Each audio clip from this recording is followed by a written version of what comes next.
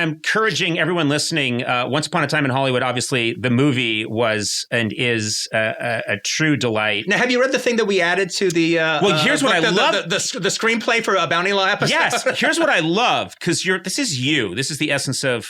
I call you QT behind your back, but the essence of Quentin Tarantino is, so you write this very good novelization of, and again, this is not a replication of what happens in the movie. It's sort of a deeper dive in some ways, but then tell the story it's the same story, but I tell it in a vaguely different way, a very different way, yeah. And then you get to the end, and you have written, I believe, a script for a TV episode of Bounty Law, and you have a very realistic front page of the script with a coffee ring on with a coffee ring on it, and it says it's written by Robert Fuzz.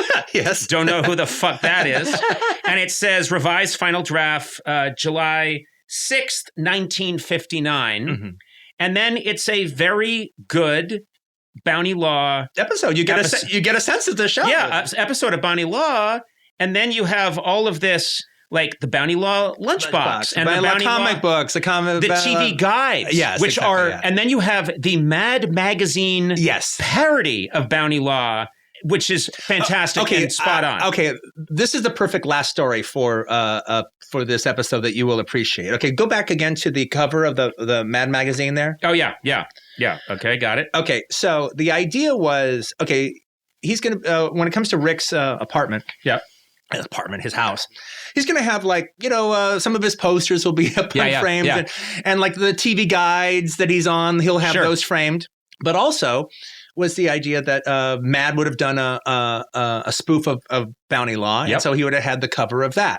And so we went to the Mad Magazine people and we said, look, what we want to do is we want to have the real Mad Magazine cover that you guys draw, and we want to draw as if Jack Davis was doing the drawing. Right.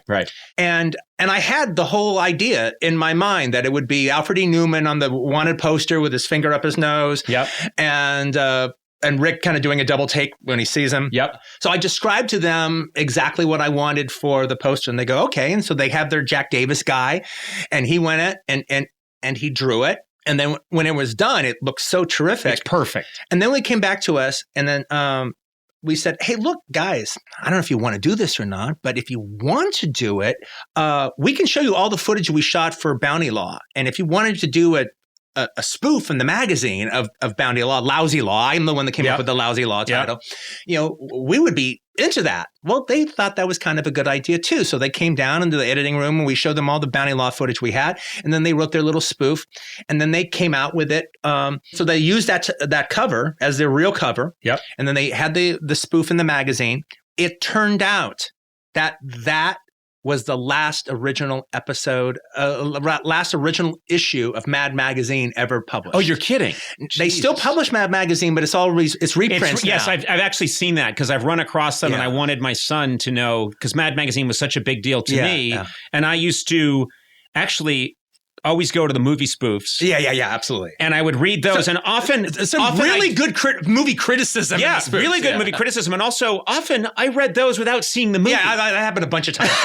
I'm like, I don't need to see this movie. Okay, but you're not getting the most important part of this story, Conan. Sorry, I designed and formatted the cover of the last original Mad Magazine issue. I want to put a little twist on your summation. Uh-huh. You killed Mad Magazine.